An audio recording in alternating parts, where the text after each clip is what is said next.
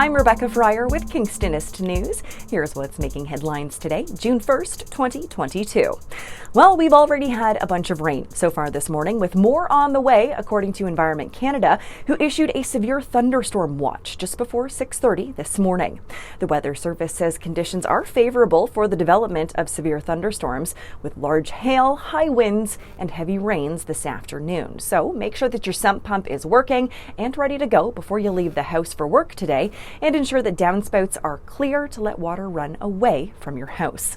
A reminder that lightning kills and injures Canadians each and every year, so as always, when thunder roars, go indoors. Tomorrow, Ontario residents will head to the polls to elect our government for the next 4 years. Preliminary figures from Elections Ontario show more than 1 million voters cast their ballot at area advanced polls during the 10 days of advanced voting in this year's election. That's about 10% of eligible voters in Ontario, compared to 5 days of advanced voting back in 2018, where only about 7% of eligible voters chose to cast their ballots in advance.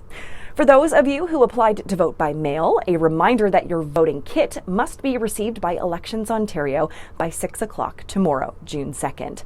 And to make voting faster and easier, you're also encouraged to confirm and update or add any information at eregistration.elections.on.ca. Voters can also download the new Elections Ontario app to get personalized information about where, when, and how to vote. Both Kingston Police and OPP would like us to take a moment to think and remind ourselves about emergent and grandparent scams that they say have increased throughout Eastern Ontario recently.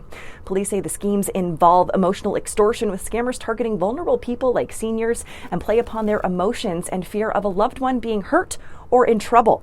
Check out Kingstonist.com for more details and ways that you can protect yourself and your loved ones from becoming scammed.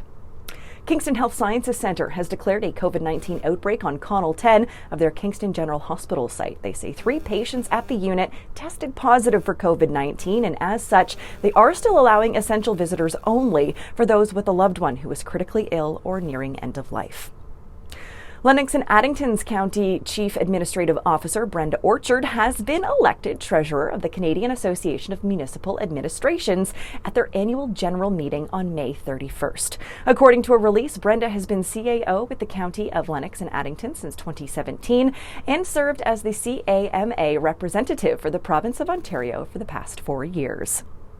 A new event is hitting the Limestone City this week, the inaugural Spring Reverb Showcase by Kingston Punk Productions. It starts today and will run until June 4th. The 4-day event features some prominent Canadian musicians while also showcasing many up-and-coming local artists, and features a number of workshops and industry events.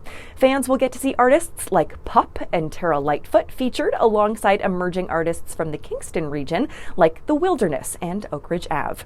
You can check out Kingstonist.com for more details and the full lineup, plus more from the festival organizers.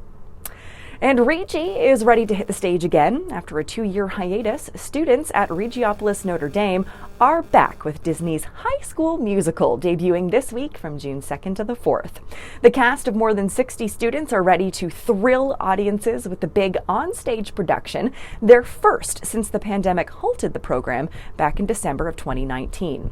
While school sports returned to a regular schedule in the fall, the Algonquin and Lakeshore Catholic District School Board noted that the performing arts did take a little bit longer to be reinstated.